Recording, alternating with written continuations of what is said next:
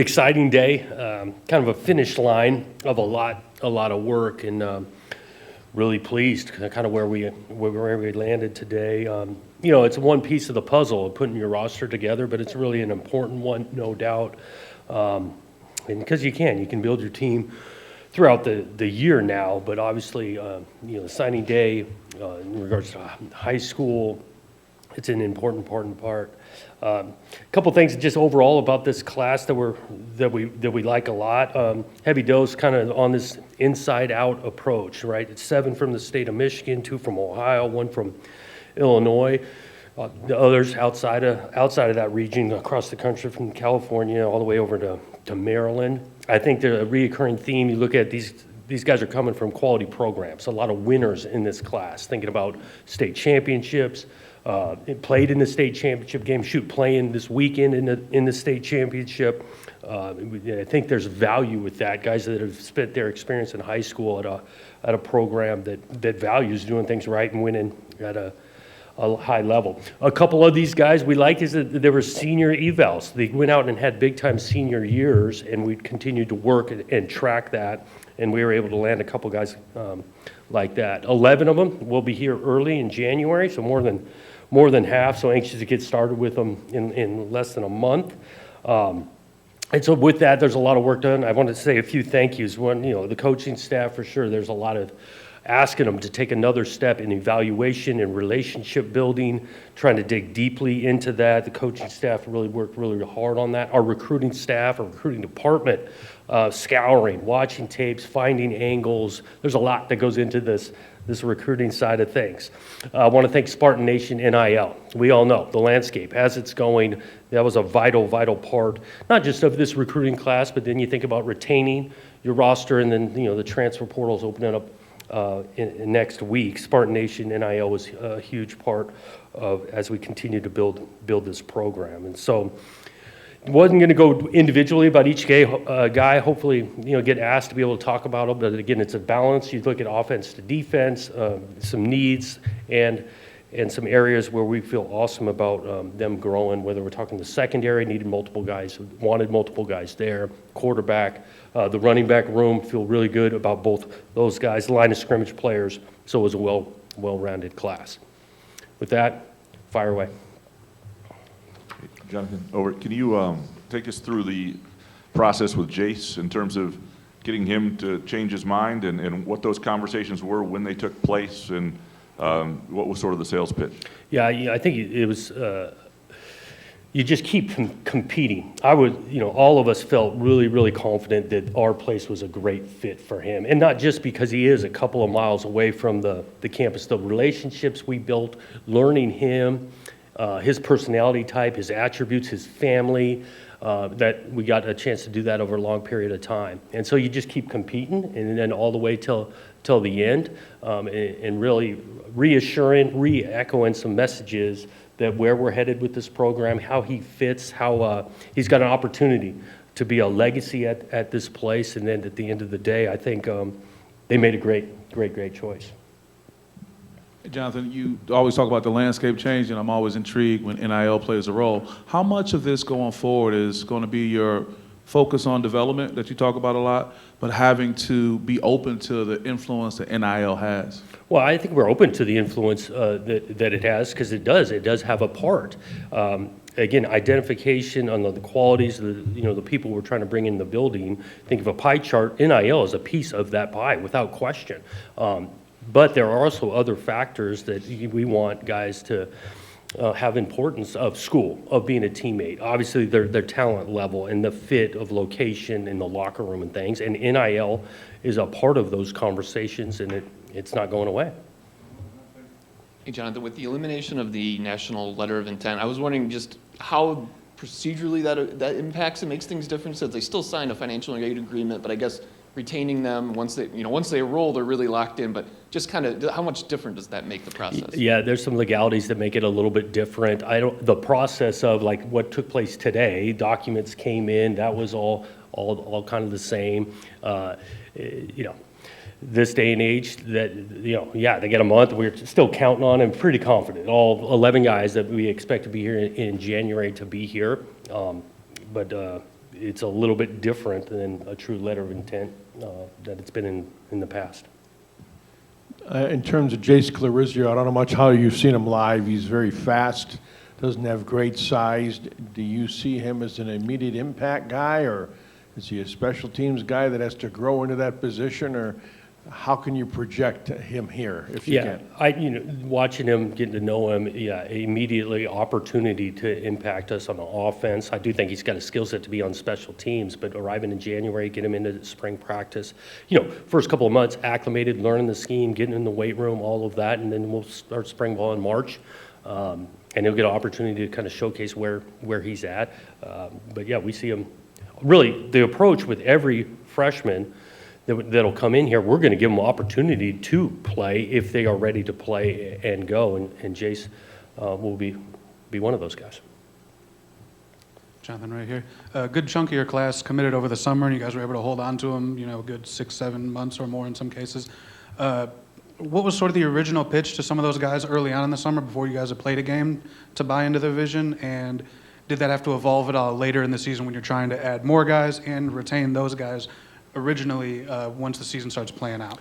Yeah, it's a good question. I don't think the pitch or the selling points totally changed, right? What we talked about in June in regards to what this place can be, how we're going to go about it in regards to development on and off the field, competitively in practice, in the weight room, all of that stayed the same. I do think we talked to the guys in June and just forecasting. We're going into year one.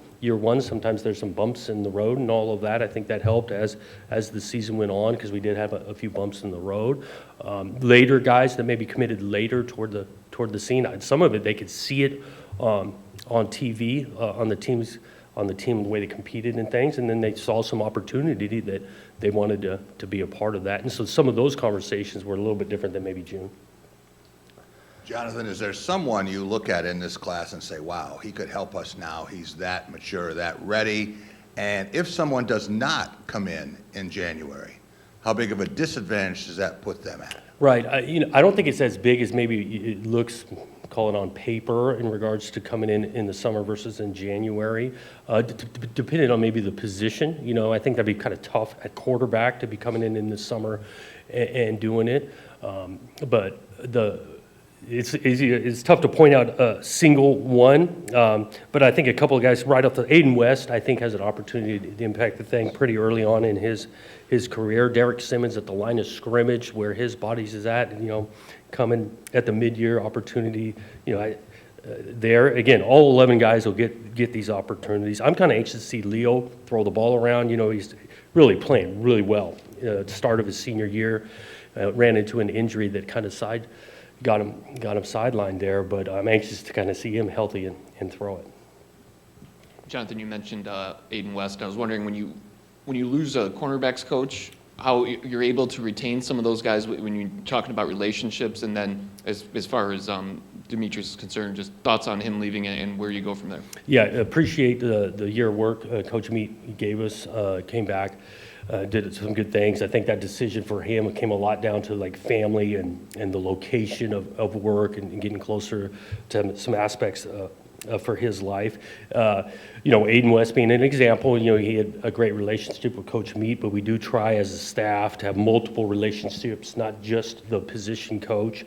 And I think it's important for recruits to choose places more than just their position coach, because how things can change. And I think Aiden took a holistic look at everything that we got going on and still feel really good about it. So you have 11 coming in January. How many are you signing today? What's the number? I think it's 18. 18 I think today? where we landed. Yeah. Really, these projection questions we asked, in the new landscape of college football, you don't have 3- and 4-year projects anymore, right? Most of these guys got to contribute right away or they're going to transfer, right? Yeah, but the landscape is, again, it goes down, not every guy is not into, development and working. And again, these guys are excited about coming to work and going. The landscape does, it's always a moving target, managing your roster. I mean, I don't know another way to say it, just even this month of how much movement, where it could go, even back in the day, 2-3 years ago, you say, well, we're going to be losing these 3 receivers. We got to replace 3 receivers. And you just don't know because it's going to be a moving target. Some of that try to get an idea. I'll just tell you a little bit what we're doing this week because we're not on the road. It's dead in regards to recruiting. And we're meeting with every guy on our roster to get a feel a little bit on where they're at with things, but also talk about how they can improve their game. And those conversations are taking place this week. Jonathan, I know obviously next year, there could be the revenue sharing that's starting with next year's, starting in July. You've got potential scholarship changes. Like, are you recruiting on the 85 scholarship assumption, or are you recruiting on a different number? And then with understanding that the world of NIL could change, some of it in-house, some of it outside and all that, how is that a basis on what you're able to offer now? Yeah, we are operating off an 85 scholarship number. We feel confident that the roster size is going to go to 105, but that number, 105, and currently my understanding is it'll be in August, maybe even late August, to get to that number. We are definitely having conversations on the revenue share side, and that kickstarted in July 1, and that being a part of, again, the piece of the pie as they're making decisions and things. And then I go back, Spartan Nation, NIL, huge, and they need to continue to be through the January to that July 1 timeline. And so all of that in regards to packages that we're discussing in recruiting and retaining our roster are going on. And on your left, so you've brought up the inside-out approach. Jace is right there in your backyard. Yeah.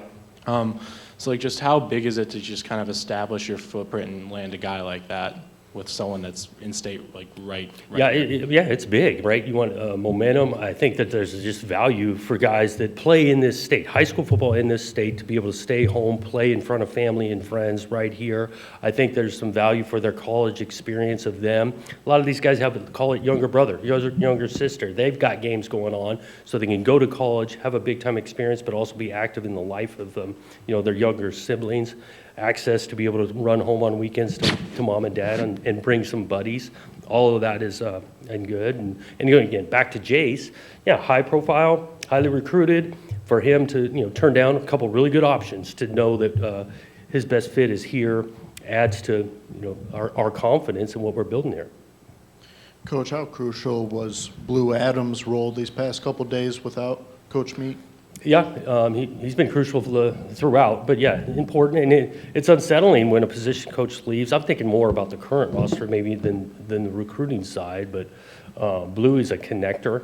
He connects with guys not just in the secondary, but throughout the team, and he's been vitally important. And he was important I'm really excited about the DBs with 4 of them coming in. He was huge in recruiting those guys. Jonathan, get into the weeds a little bit just a second ago, referring to Jace, not only winning and recruiting someone out of your backyard, but the elephant in the room was that he was committed to a major program in Alabama, national championships in recent years. You've always been humble, but what does that say about where this program is going, that you can compete in that type of situation to get this kind of outcome specifically? Yeah, I think it shows we can compete at the highest level. A couple of these guys had really high-profile options, and we were able to have them choose us and then believe in us. And so I think it shows a great direction of where we're headed. I'll say this a little bit, though. We are going to make our own evaluation, too. And so we like guys, whether they're highly sought after, but also like guys that have great senior years and continue to work and fit us. So we want to be able to compete at the highest level and also trust deeply our own evaluation. Jonathan, I was wondering, do you expect, I know obviously things are fluid when you're recruiting the portal as well, but do you expect any to remain active in this 2025 class with the February signing period? Potentially, yeah. I'm definitely not going to have 18 run up in here in February, but yeah, you're always trying to build your roster 365, and if there's continue to be a few high school players out there that fit us, yeah, we won't be shy to do that in February. Jonathan, you had 3 players from Orchard Lake St. Mary's. I think that was a school that you visited early on, soon after you got the job. What's it been like to get in there, meet those people, begin to recruit, get 3 commitments, watch them win a state championship, all those things? And can you comment about those 3 players? Yeah, it was awesome to follow their season and to finish it off like that with the championship. And again, from the get-go, you talked about it early. It might have been the first day on the road recruiting going through that school, and some really good players and good people. Jaden Savory, the tight end, really athletic. He was here in the summer, even on 7-on-7. You could see it flashing. Good family as well. Won't dive deep into it, but two good ones that way. Enjoying that, and a younger sister's a really good basketball player. And then DJ, he's been a huge help in recruiting this class. Getting connected with the other players, physical, athletic, can run. Excited about him, and he's great family setup. Jonathan, you mentioned the two players from Orchard Lake St. Mary's, but there's another name that is still out there that Yep. can be recruited. How many players are you guessing you could add to this group? And philosophically, would you rather have half preps, half portal, more preps, more portal? Yeah, I think philosophically, just where this landscape continues to go, it's probably going to be closer to this 50-50 mark. I think early on, still like the idea of majority high school and you supplement through the portal, but just as this landscape and with so much movement and player freedom to move, I think, again, we're not going to just, we have to get to 50-50, but I just think that might be a reality. When you compare this to the firestorm of a year ago, Yeah. you had just been named, you're trying to put together a staff and find a house and recruit and catch up. How much easier was this when you don't have to call coaches and recruits and say, hi, I'm Jonathan Smith, and by the way, I'm the new coach here? Yeah. It was definitely less stressful because we just had more time, much more aware of the roster, let's face it, aware of the strengths of the place and what we've got building. I will say a year ago, I look back on the thing, we're pretty proud of the work we got done. And I think about some of these guys we got in the portal last year that turned into really contributors in a big way. Jordan Turner, K-Ron, Lynch Adams, Nakai Martinez, Wayne Matthews, obviously Aiden Jack, Tanner Miller, Luke Newman, Steady Eddie, and a big-time player. Ed Woods played meaningful time for us. And so that goes back to a little bit of the confidence moving forward. We're headed into another month, and yeah, there's going to be some movement on everybody's roster across the country. But with our approach, I think we can do another nice job in the portal this next month. Jonathan, I was asking before about the roster size, and you said at 105. I'm wondering, that obviously would be the same scholarships as walk-ons. Do you plan to still use walk-ons with that and have 85 scholarships, or is that something you're still sorting out? Currently, yes, 85 scholarships, up to 20 walk-ons. That's where your head is. Currently. You brought up the sort of thanking Spartan Nation NIL repeatedly here, and you do hear coaches, asking, sometimes in your shoes, like imploring for more help and all this stuff, and it's a weird situation with outsiders sort of paying for a roster. I'm wondering, do you feel right now that you have the resources you need adequately as they stand to retain a roster and then to recruit the guys you need to get the team where you want it? You kind of mentioned, I think it was weird, you're talking about outsiders to help to, retain the roster and things. And I think that's why it'll be a big thing, July 1, when it begins this idea of revenue sharing and things like that. I think we want to be in a constant state of improvement across our program, coaches, players, and then outside, Spartan Nation NIL continue to improve. It makes a big difference. But confident, like I said, in our approach as we continue to improve to be able to compete at the highest level in recruiting over the next 6 months. Talked about Leo a little bit, but what stood out with him and why was he a good fit? Loves football. That stood out right off the top. Going to the high school, and he wants to sit down and talk skiing. He wants to get on the board and all of that. We actually had identified a relationship with him early on, all the way back to Oregon State. So that jumps out that he loves talking ball, wants to know about it, and I think that's important out of a quarterback. And then, yes, his natural skill set of passing the thing. He's not just a thrower of the ball, he's a passer of the ball. Strong arm, athletic, good sized and all that, but he's a good passer of it. Hey, Jonathan, I got a couple of things for you.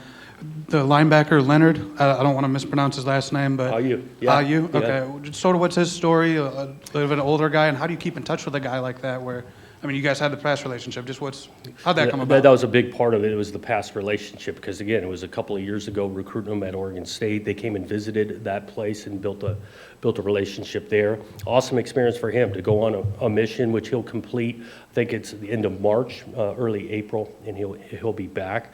Was able to stay in touch mostly through the family. Just FaceTime with the parents about leading up to Thanksgiving.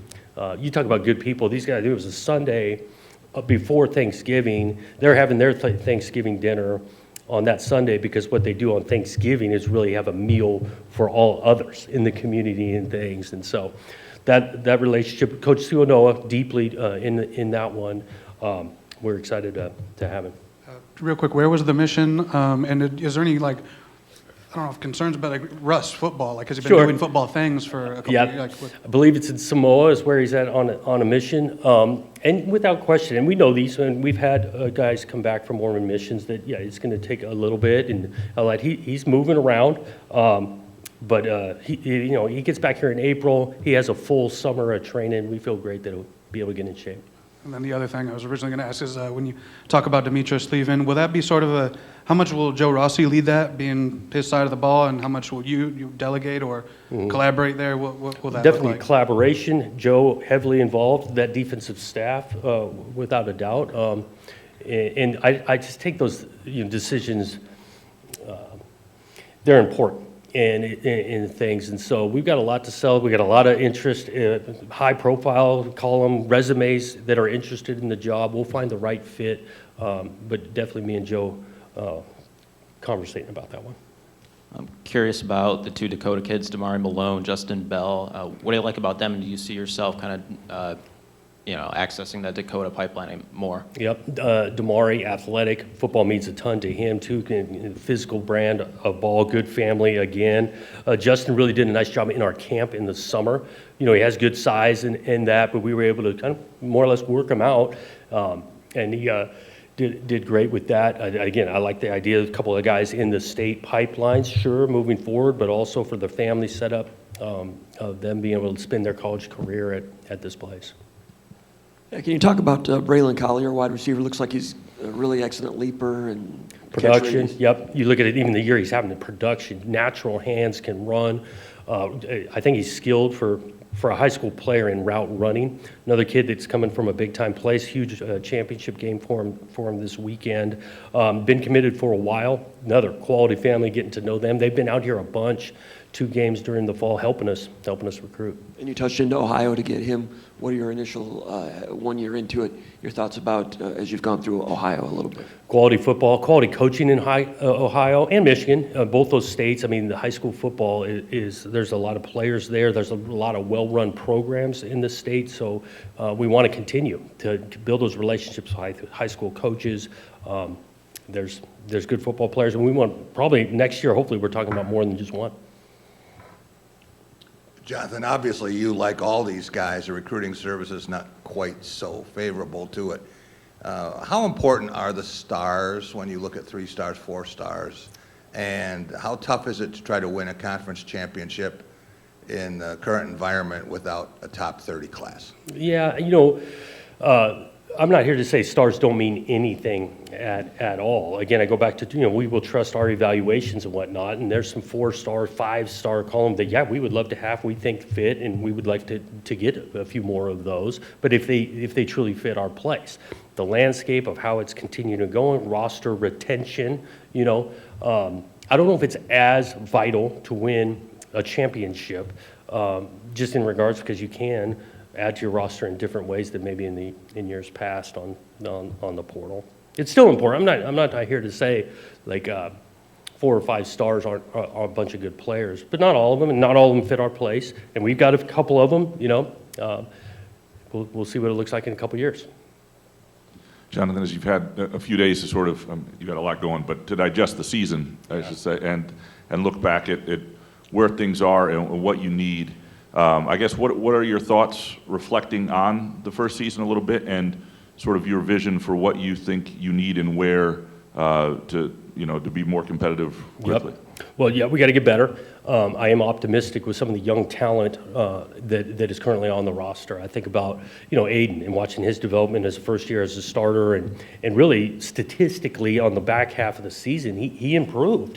Just you could blatantly see it on paper, let alone watching it on the tape. I think he's got some guys around him that are younger, and we got some good young talent around him on the perimeter and things. We got to take a step at the line of scrimmage. And again, we got a couple players that have a chance to be back and get better. We got some young talent that needs to continue to work, and then we got to add to that position. You flip it on the other side, same thing. We got some young talent that got some meaningful reps, especially in the back end, and those guys taking a step will be important. So I got some confidence. Again, this is a big month to add. If we can have our hit rate like we did last year, and then the current guys, young talent, or maybe guys headed into their last year, we all got to take a step and improve. Include the coaches in that, right? First year, going through the experience, right, of the schematics and that's some of the part I love the most. It's the football side, schematically, how we're developing and going. We got to take a step as coaches too. Kind of going off that, what kind of message do you want to send with this class when you consider, where you want to be as a program? Yeah, we count on, this is part of the recruiting process with this class. We do feel like, first year laying a foundation, we want to be a place of ascension, and these guys are going to contribute to that in a big way. Jonathan, as you're going through your evaluations or exit meetings or whatever, I was wondering if you have any guys who have eligibility left that are going, like a guy like Nate Carter who did the senior day thing, but he's got a year. Just anybody that fits in that category? Yep, I kind of leave this. Nate stands out as one. Is like his timeline on letting people know his decision and things. He got a lot to weigh there, and some of those meetings we haven't finished. The end of this week and next, but I don't have any announcement on a guy. Jonathan, maybe I'll start with this. How important, when you talk about this era, coming and going, trying to retain guys, how much more important is that in the part of evaluating the character and the mindset, that type of stuff? How much more important is that, I guess, and how difficult is that just in general? I think it's an important attribute to have in this landscape. I told our team yesterday at a team meeting of just because of all of this landscape of potential movement, or I could do this, or who's staying, who's going, how much is he getting paid, who's not paying, all of this. It's an atmosphere that can create some doubt, create some just uncertainty. It can create a little bit of flattering, right? Oh, it's such and such school, contact me, all of that. So I do think the middle makeup is important, and is probably more important than it ever has been. I guess sort of tying that into my second part here. After the game the other night, Aiden mentioned some stuff about we needing to weed some guys out and making sure everyone's sort of aligned in the locker room and everything. That was kind of the first time we'd heard some stuff like that, I guess. Had you detected that late in the season? Did you agree, I guess, with his comments, or had you heard him, I guess, first of all, just where things stand with that? Yeah, I think that was immediate after a tough loss and a tough end to a tough season. He's got high standards. He's competitive in those things, and I think there's probably some truth to we want to get this thing in a better place, which I'm really confident we can next year. I'd say better place record-wise, and he wants to be a part of that, and I think he kind of owned himself as well as time to stepping up. He's been a leader in that room, but we had a ton on that previous year, and we got a ton that have the potential to be retained on the leadership side. Jonathan, getting back to California with Drew Nichols. Yeah. Maybe a guy that you had been with back at Oregon State. Tell me about what you liked about him, what Jim Mahalchik liked about him. Looks like he's a guy with some mobility to fit into your zone schemes and so forth. Yeah, that was his first thing I would say, kind of mobility, athleticism, identified early. Does have some connections to the area with the family, and so we've had a long relationship. Another one that had, talk about a program out in Southern California, but winning and is about the championship level type program that, good kid, loves football and is athletic and has family ties to the Midwest out this way. Jonathan, when you think about the college football playoff now, 4 Big Ten teams seem to be locked into it, to the 12. and you go out recruiting and you're a member of the Big Ten Conference, how much easier does that make it for you? And how daunting is it to know you're swimming in some shark-infested waters? Yeah, I think it's a huge benefit to be in the Big Ten Conference, to be able to compete at the highest level. We talk about this in conversations because, like, the Big Ten, you talk at these 18 teams and how competitive it is, the quality of player, the quality of coach, schematics, the fan bases, like, that's what you want to be a part of. We sell it in regards to wanting to compete at the highest level, and you got the opportunity to do it right here, Michigan State in the Big Ten. Jonathan, I know you may want to be careful with this, but when you look back to Saturday, I know it was miserable weather. And I know the game didn't have real high stakes generally, other than what for you it did. It was a bad optic to have so many empty seats. How much did that concern you as you move forward, and is that part of what you're trying to repair here? Well, yeah, we're working to get people in the seats. You want people, excited about what the product is and where we're headed and all of that. Understand it was Thanksgiving weekend. It was, cold and all of that. So I wasn't panicking. There was another piece of motivation. You look around and where the game ended, how many people are in the seats, which I'll appreciate everybody who stayed to the end. But I'm using that as a motivator of how fulfilling it's going to be when this place is packed again and we're playing for our 11th, 12th win. All right, it's a good question.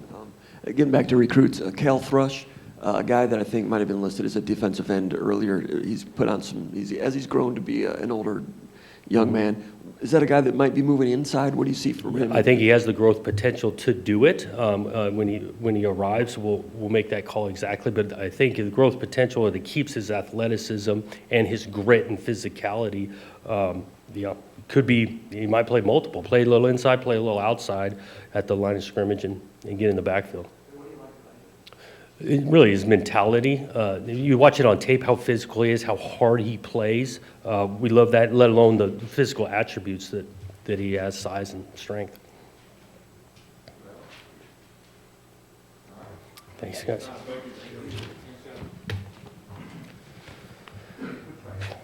Thanks, guys.